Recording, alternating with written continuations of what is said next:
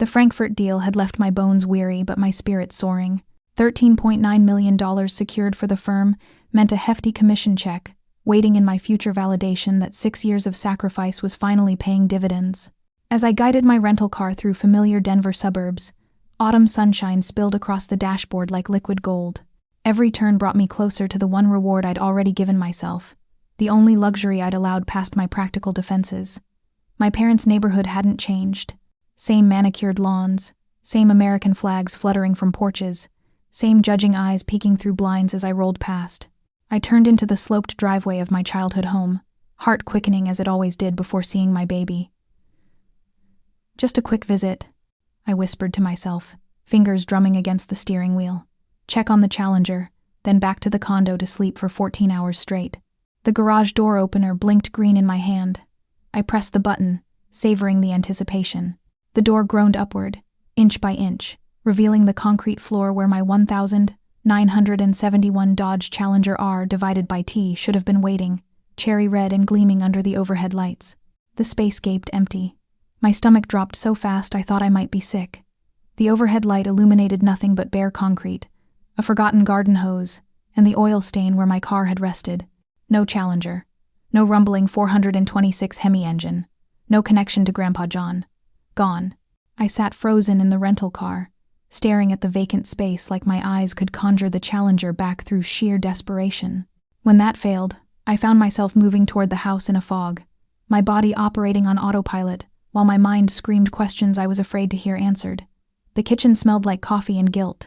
Mom stood with her back to me, fussing with the coffee maker, though the carafe was already full. Dad's newspaper formed a barrier between us, until I cleared my throat.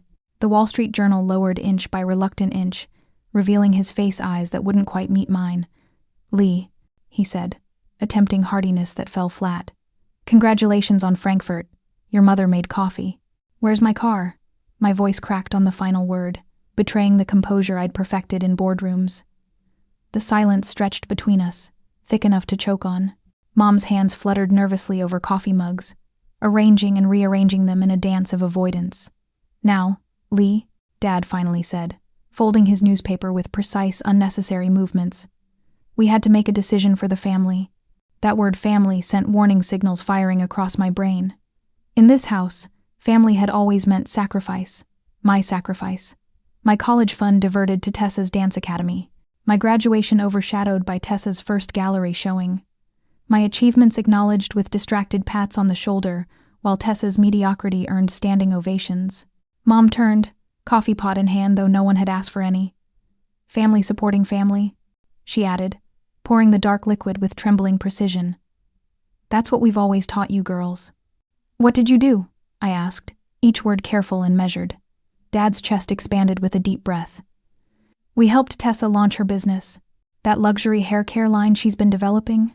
She found investors, but needed capital up front for the first production run. What does that have to do with my car? But I already knew. The sickness in my stomach wasn't from jet lag. We took out a title loan," Dad continued, words picking up speed like he wanted to get through this as quickly as possible. $44,000. Tessa needed it immediately to secure her manufacturing slot. The room tilted sideways. "You put a lien against my car? My car that I paid for? That's in my name?" Mom stepped forward, hand outstretched. "Honey, Tessa promised it's a guaranteed success. She'll pay it back with her first profits. You'll get your car back in no time." That car was all I had left of Grandpa John. My voice sounded hollow, disconnected from the inferno building in my chest. His stories about that exact model. The hours he spent teaching me about engines. You knew what it meant to me. Dad shrugged, a dismissive gesture that made my fingers curl into fists. "It's just sitting in a garage anyway. You're hardly ever here to drive it." "Because I'm working." The words exploded from me. 70-hour weeks, for 6 years straight. Do you have any idea what I sacrificed to buy that car? Their blank expressions told me everything. They didn't know about the brown bag lunches I ate while colleagues dined at restaurants. The tiny apartment with newspaper clippings of classic cars taped to the walls. The dating life I'd put on hold. The vacations I'd skipped. Every extra penny funneled toward the dream that had kept me going. I could still feel the weight of the cashier's check in my hand. $87,000. The culmination of years of discipline. Grandpa John's voice had echoed in my ears that day. Someday, Leighton, you'll have a beauty like this of your own. And now it was gone, handed over to Tessa's latest whim, just like everything else. Where is it now? I managed to ask, my throat tight. Fast cash title loans on Federal Boulevard.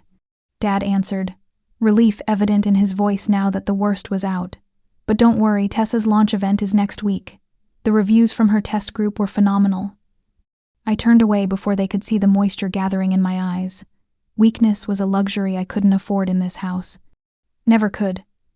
Lee, honey, Mom called after me. Your coffee. But I was already walking out the door, fury propelling me forward, mind racing through legal options and redemption periods. They might have taken my car, but this one time, they wouldn't get away with it. Behind me, the empty garage stood like an open wound. Dawn crawls through the faded curtains of my childhood bedroom, painting stripes across the popcorn ceiling I once counted to fall asleep. Sleep never came last night. Every time I closed my eyes, I saw that empty garage space, a concrete void where my heart should be. I swing my legs over the twin bed, feet finding the same worn spot in the carpet they always did. The closet door creaks on familiar hinges as I reach for an overnight bag that isn't there. Instead, my fingers brush against a stack of photo albums, forgotten relics shoved to the back shelf years ago. The first album falls open to Tessa's 8th birthday. There she stands before a 3-tier cake, wearing a pink dress that cost more than my first month's rent. Mom and Dad hover behind her, their faces bright with a pride I barely recognize. I flip backward, forward. The pattern emerges like a familiar melody. Tessa's dance recitals in costumes that sparkled under stage lights. My high school graduation, where Dad checked his watch 3 times during the ceremony. Tessa's first art showing at 16, with a catered reception. My grocery store job, captured in a single faded Polaroid where I stand behind a register in a green apron. A loose photo slides free me at 18, standing beside Dad at the kitchen table, college brochures spread between us. Stanford costs $50,000 a year, Dad had said, tapping the brochure with his pen. But they offered me that scholarship. I'd reminded him. Hope's still alive then. Still leaves $20,000, Lee. Your sister's dance academy is $14,000 this year alone. His voice had been gentle but firm. You'll figure it out. You always do. And I had figured it out. Student loans, night shifts, 6 roommates in a 3-bedroom apartment. I had figured it out because I had no choice. Now, 31 years old with a corner office, and still nothing had changed. My phone buzzes against the nightstand. A new email notification slides across the screen. Liberty Mutual Insurance. Leonholder added to your policy. My stomach twists as I open it, confirmation of yesterday's nightmare in black and white. Fast Cash Title Loans has been added as lienholder to your 1971 Dodge Challenger policy. I don't realize I'm holding my breath until my lungs burn. The bedroom walls seem to close in, decades of inequality pressing against my skin. My fingers move automatically across the screen. Title Loan Redemption Period, Colorado. The search results load. 35 days, just over a month before they can auction my car. In the morning, the industrial district on Federal Boulevard smells like burnt oil and broken promises. Fast Cash Title Loans operates from a concrete bunker with barred windows and neon signs advertising immediate cash and no credit check. Inside, fluorescent lights buzz overhead, like trapped insects. A heavy-set manager with thinning hair glances up from a computer screen, recognition flickering across his face. You must be Leighton Sanders, he says, pronouncing my name like he's read it from a file. I'm here about my car, the red Challenger. He nods, unsurprised. Beautiful machine. Your parents brought it in 2 days ago. I need to know how to get it back. His fingers tap across the keyboard, eyes never leaving the screen. Loan amount was $44,000. With fees and interest, redemption value is $47,000 even. You have 35 days from disbursement until potential auction. Potential? Hope rises unbidden. Mandatory auction after 90 days, but we typically move vehicles of value within 40. Yours will generate significant interest. He finally meets my eyes. Premium classics don't sit long. I pull out my phone, opening the calendar app. Today is the 11th of July. My thumb circles the 15th of August in red. Can I see it? Storage facilities off-site. Can arrange viewing with 24 hours notice. He slides a business card across the counter. Call that number. 3 days later, Sunday afternoon arrived with storm clouds gathering over the Rockies and tension building in my chest. Mom's dining room table stretches before me, set with the good china she only uses for holidays and serious conversations. Aunt Lorraine passes a basket of rolls. Uncle Marvin carves roast beef with military precision. Tessa sits across from me, examining her manicure with studied indifference. No one mentions the car until dessert. I reach into my purse, removing the manila folder I'd prepared. The slap of paper against mahogany cuts through polite conversation like a thunderclap. $47,000? I say, my voice steadier than my hands. That's what it costs to fix what you did. Dad sets down his fork, shoulders squaring defensively. Now, Lee, I printed the loan documents, I continue, sliding pages toward him. And the redemption timeline. And the auction notice that will be published if we miss the deadline. Mom's eyes dart nervously between us. Honey, we know you're upset. You make 6 figures, Dad interrupts. This is difficult, but you'll recover. Tessa reaches for her wine glass. It's just metal and rubber, Lee. Not like anyone died. The room goes silent. Even Uncle Marvin stops chewing. This isn't about a car, I say quietly, each word deliberate as a footstep on thin ice. This is about respect and boundaries. You took something that wasn't yours to take. Tears gather in Mom's eyes, the first sign she truly understands the magnitude of their action, the weight of lifelong patterns suddenly visible in harsh relief. Aunt Lorraine pats Mom's hand. They were just trying to help Tessa succeed. With someone else's property, Uncle Marvin suddenly interjects, surprising everyone. His knife clatters against china. For God's sake, you don't take someone's property without permission. The battle lines draw themselves across the table. Mom and Aunt Lorraine on one side, Uncle Marvin unexpectedly on mine. Dad caught somewhere in the middle, frowning at financial figures he can't dispute. Tessa sinking lower in her chair as family history unravels around her. You didn't just gamble money. I tell them, gathering the papers with hands that won't quite steady. You gambled my life's work. You gambled the one thing I had that connected me to Grandpa John. Silence falls heavy as cemetery soil. Coffee grows cold in delicate cups. Outside, thunder rumbles over the mountains, promising storms no one is prepared for. During the next week, I was gathering more documents to protect the car, making new plans, dealing with deadline projects, meeting new clients, just to find enough money to get the car back. On Saturday, the launch party for Tessa's hair care line sparkled with the calculated perfection of Instagram dreams. Champagne flutes clinked beneath the soft glow of Edison bulbs at Denver's trendiest boutique, while beautiful people with perfect hair posed with gleaming product bottles. I stood in the corner, nursing sparkling water. My sister floated through the crowd in a cream-colored sundress, her laughter carrying across the room as she directed photographers toward a display of her products. The sign above read, Crown, Luxury Hair Revival System. Your sister's really outdone herself, a woman beside me remarked, adjusting her statement necklace. I've been following her development journey online for months. I forced a smile that felt like a grimace. She's certainly worked hard on it. Worked hard on spending my money, I thought bitterly. The car I'd sacrificed years to buy now sat in a pawnshop lot while Tessa played entrepreneur with other people's futures. A commotion near the testing station pulled my attention across the room. A woman with ash blonde hair pressed fingers against her scalp, wincing.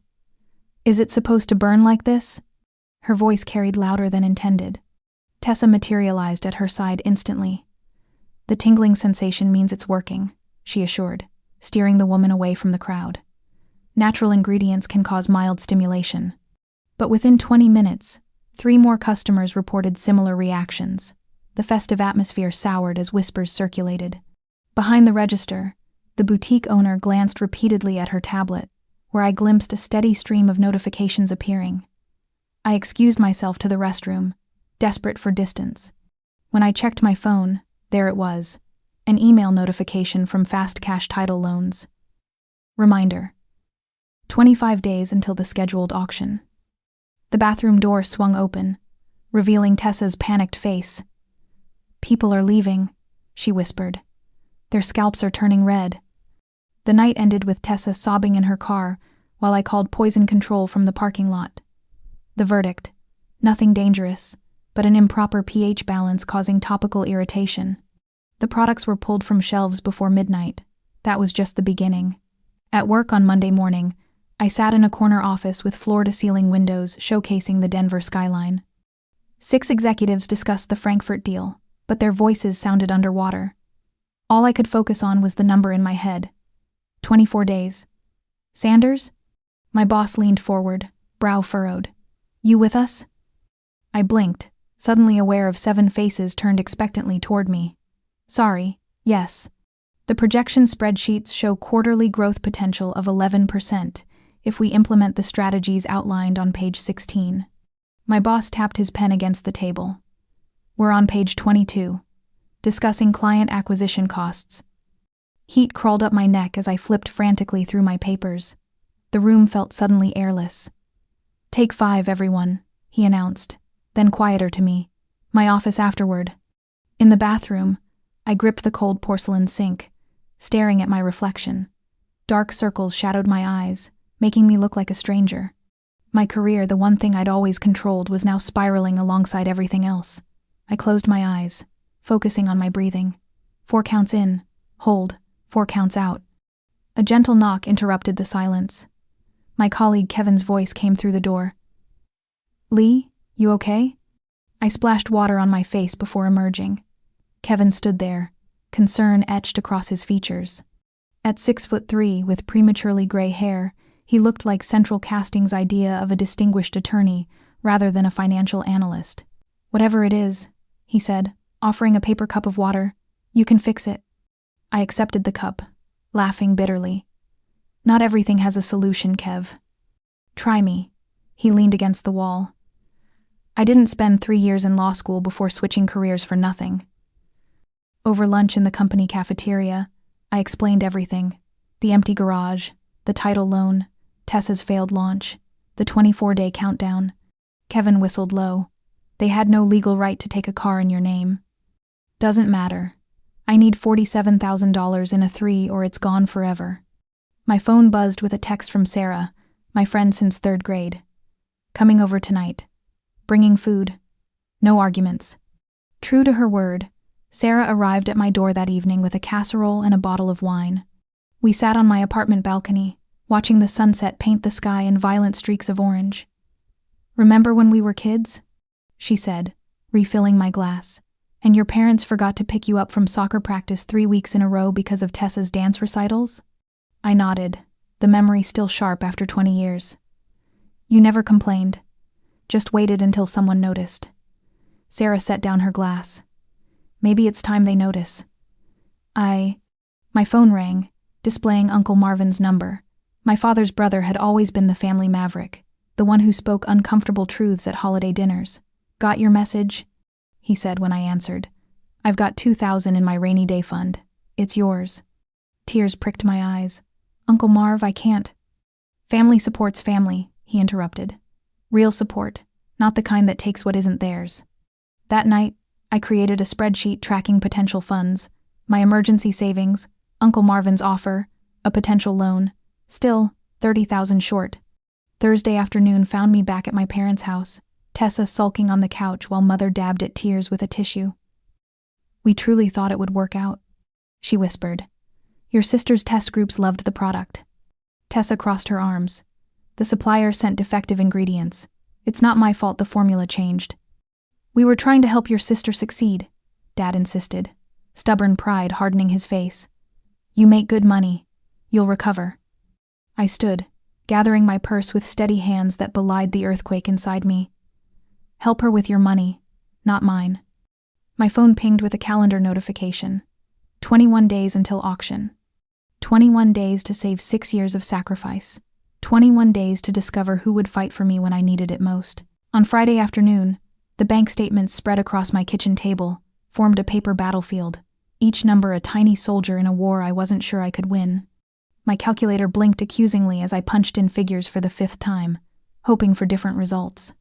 Damn it, I whispered, pushing back from the table. My emergency fund contained exactly $5,021.38. The savings account I'd depleted to buy the Challenger now held a pathetic $742.19. My $401 was untouchable without penalties that would make the situation worse. The rejection letter from First National sat beside my coffee mug, its formal language translating simply to, "Sorry, we won't help you." The red circle on my calendar glared at me. 20 days until auction. "Think, Leighton," I muttered, moving to the window. Outside, Denver sprawled beneath gathering clouds. Somewhere in the city, my Challenger waited, hostage to family betrayal and my own insufficient resources. I needed $47,000. My phone buzzed. "Kevin from work. Any progress on Operation Muscle Car Rescue?" I texted back, working on it, then tossed the phone aside. The horrible truth crystallized. I couldn't do this alone. The very people who created this disaster would have to help fix it. The thought made my stomach clench, but I had no choice. I opened my laptop and created a new spreadsheet, typing column headers with vicious keystrokes. Each family member's name became a category. Below them, I calculated what each person should contribute based on their complicity and financial capacity. When I finished, I stared at the screen. The numbers were brutal but fair. Dad and Mom, $29,000. Tessa, $11,000. Me, $5,000. Uncle Marvin had volunteered $2,000 already. The plan required family accountability in precise dollars and cents. Sunday dinner arrived with predictable tension. Mom's pot roast sat untouched as I connected my laptop to their television. "What's this about, Lee?" Dad asked, eyebrows furrowed. "Solutions," I answered, pulling up the spreadsheet. "This is what each of you will contribute to get my car back." The collective intake of breath was audible. "Now wait just a minute," Dad started, rising from his chair. "You can't just waltz in here with demands." "Harold," Mom placed her hand on his arm. "Let her speak." I pointed to their column. $29,000. Your home has $137,000 in equity. A HELOC for this amount would be approved in days given your credit scores. Dad's face flushed.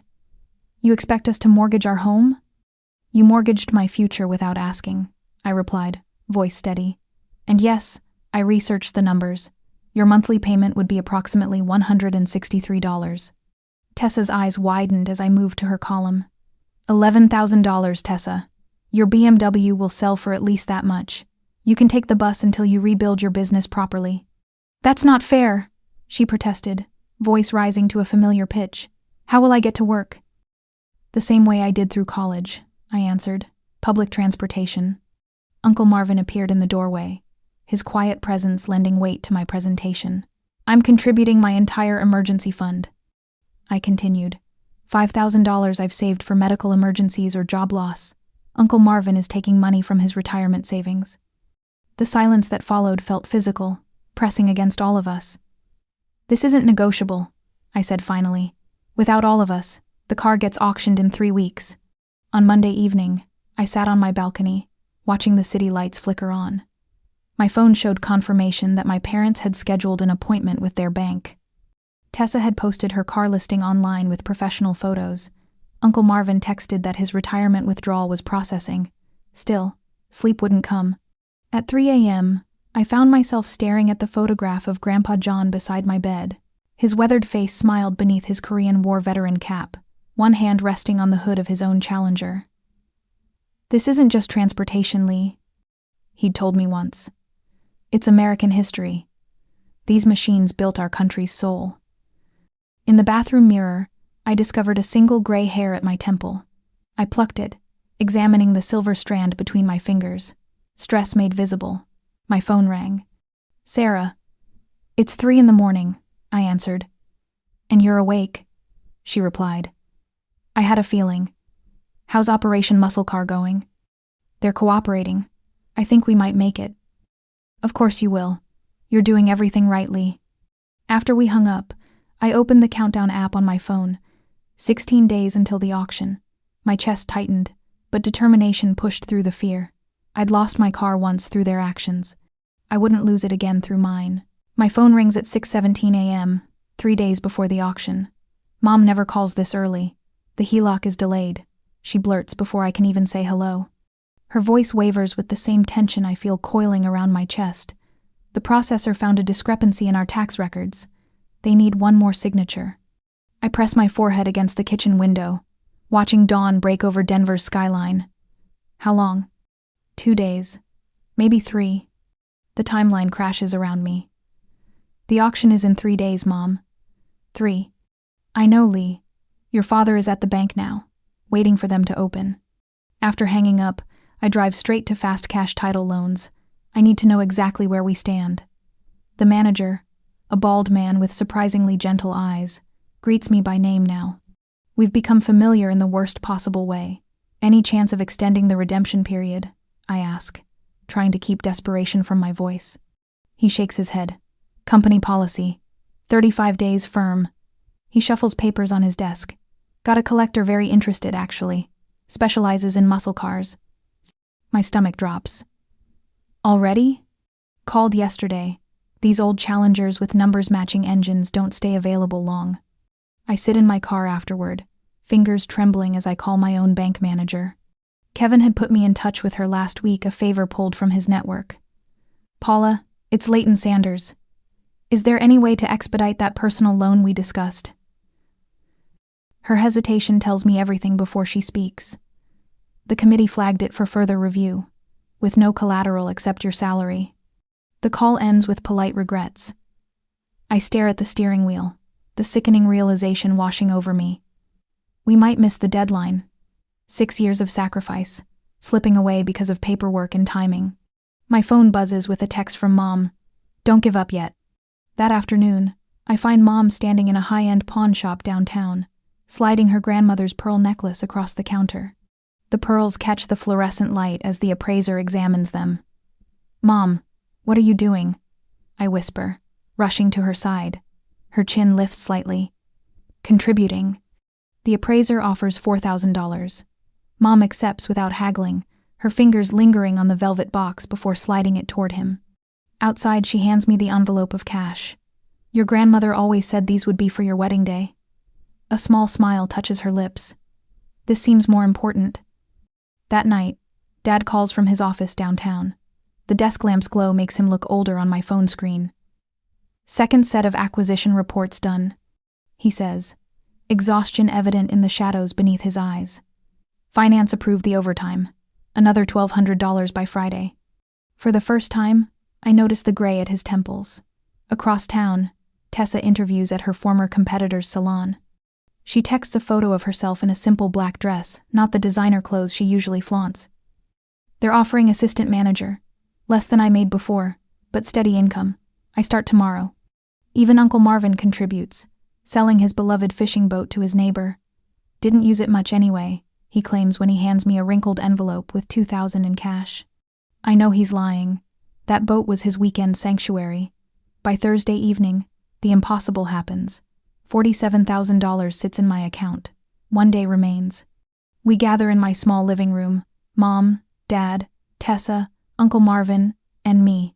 5 people staring at a bank statement on my coffee table. The tension that had divided us now binds us together. It's enough, I say, my voice barely steady. Uncle Marvin squeezes my shoulder. Damned right it, Island. Tessa looks up, tears streaking her makeup. I'm so sorry, Lee. I never thought. I nod, not quite ready for forgiveness, but recognizing the effort. For the first time in years, we share a common purpose. Friday morning arrives with pale sunshine. We meet at Fast Cash Title Loans, walking in together. The manager blinks in surprise, clearly not expecting the entire Sanders family to arrive as a unit. We're here to redeem the title loan on the 1971 Dodge Challenger, Dad announces, standing taller than I've seen him in months. The paperwork spreads across the counter. My hands shake as I write the check, the numbers blurring slightly. $47,000, almost half of what I originally paid for the car, gone in interest and fees. Dad's hand steadies mine as I sign my name. When the manager places the keys in my palm, their weight feels both familiar and new. Metal cutting into my skin, cold at first, then warming. I close my fingers around them, the edges pressing into flesh, tangible proof that some things can be reclaimed. Mom touches my arm, tears spilling freely down her cheeks. I surprised myself by pulling her close, feeling her shoulders shake against mine.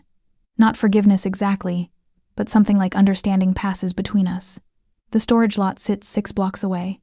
We drive there in silence, a small caravan of family vehicles. The attendant directs us to the back row, where my Challenger waits under early morning shadows. My heart pounds as I approach it. The cherry red paint gleams even in the dim light, unmarked and perfect. I run my hands over the hood, checking for dents or scratches, finding none.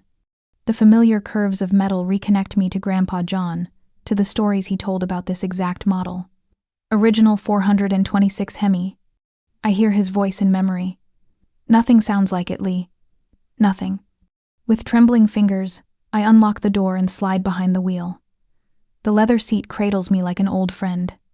The key slides into the ignition, and I hold my breath. One turn and the engine roars to life on the first try. The rumble, perfect and powerful. 6 cylinders firing in precise sequence, sound washing over me like a baptism. Through the windshield, I see Mom press her hand to her mouth, Dad's arm around her shoulders. We drive home in procession, my parents leading, the Challenger following, Uncle Marvin behind. No words pass between us over phone calls or open windows. None are needed. At home, I guide the Challenger into my own garage, the one attached to my condo. The engine's rumble echoes off concrete walls before falling silent. I sit motionless, hand lingering on the fender, absorbing the moment. When I finally step out, the entire family stands watching. Dad holds out the title, properly signed back to me. "It's yours again," he says simply. I take the document, fold it carefully, and place it in my pocket. Then I press the button to close the garage door. It descends slowly, a barrier settling into place. Not to shut them out completely, but to establish where the boundaries now lie. As metal meets concrete with a soft thud, I feel something inside me shift and settle. Some doors need to close before others can open. The Challenger purrs beneath me as I navigate the winding mountain road, autumn sunlight streaming through golden aspen leaves. 3 months have passed since I reclaimed what was mine, and the memory of that empty garage has faded like an old photograph left too long in the Sunday. My phone buzzes against the leather seat. Mother's face illuminates the screen, her 3rd call this week. I tap decline with my thumb, a small smile playing at my lips. The notification joins 5 others in my voicemail, each one a reminder that some boundaries are worth protecting. I downshift into a tight curve, feeling the rumble of the 426 Hemi through the steering wheel. Grandpa John taught me how to handle this beast on roads just like this one. "Feel that, Leighton? That's American muscle talking to you," he'd say, his calloused hands guiding mine on the wheel. The engine roars as I accelerate out of the bend, leaving the past behind me. Some boundaries are worth protecting, especially the ones I fought so hard to establish. Back at my condo that evening, Uncle Marvin carves a golden brown turkey with surgical precision. The aroma of sage and butter fills the space, mingling with Sarah's apple cinnamon cocktails. My chosen family gathers around the table I've set with care, crystal glasses catching the light from overhead fixtures. "When does your bonus hit?" Sarah asks, passing cranberry sauce. "Next Friday," I answer.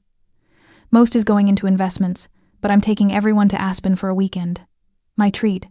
Uncle Marvin winks. "Your grandfather would approve of that balance. Save plenty, enjoy a little." My phone rings again.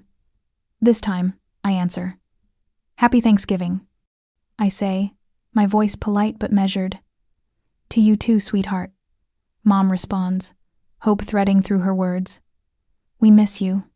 I know. I keep it simple, watching Uncle Marvin slide perfect turkey slices onto waiting plates. Tessa got promoted at Scissors. Assistant manager now. Pride colors her voice, but it's tempered with something new, awareness of how this might sound to me. "That's good. Dad's HELOC payments going okay?" A pause. "We picked up weekend shifts at the hardware store. Should have it paid off in another year." I nod, though she can't see me. "I'm glad. I have guests, Mom. I should go." After we hang up, Sarah raises her glass. "2 boundaries. And second chances," Uncle Marvin adds. The following Tuesday, I sit across from Dr. Winters, sunlight streaming through her office blinds. Do you still feel angry when you think about it? She asks, her notebook balanced on her knee. I consider this, watching dust motes dance in the light. Not exactly angry, cautious, like I'm standing at the edge of a pool, testing the temperature before deciding whether to dive in. She nods. And the car? I took it to a show last weekend, met some of Grandpa's old car club friends. I smile at the memory. They remembered him telling stories about teaching me to change oil when I was 9. That must have felt affirming. It did. One man, Frank, showed me pictures of them at a rally in 1982. Grandpa had the exact same model, said he'd been following my restoration updates on the club forum. Uncle Marvin had found me there, standing among men in their 70s who patted my shoulder and told me stories I'd never heard. John would be proud, he'd said, his voice gruff with emotion. Not just of the car, of the woman you've become. The Challenger isn't just nostalgia anymore. It's a reminder that I can rebuild what matters, protect what's mine, and still find joy in the journey. Sunday morning dawns clear and cool. I'm in the driveway by 8, bucket of soapy water beside me, chamois cloth in hand.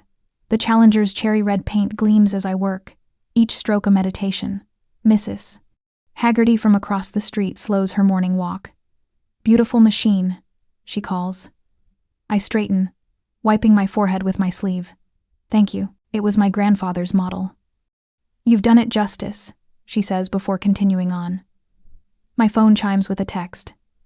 Mother, could we talk soon?